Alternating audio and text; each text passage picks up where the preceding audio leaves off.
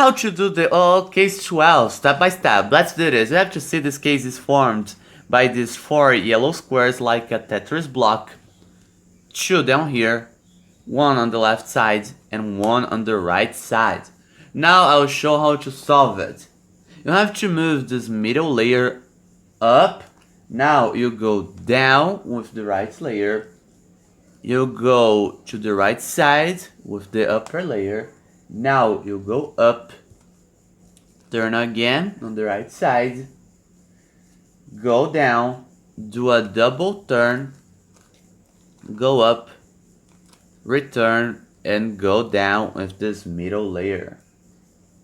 Or you can go up and go with 2 layers. Now I will show it a little bit faster. Let's do this. And that's it.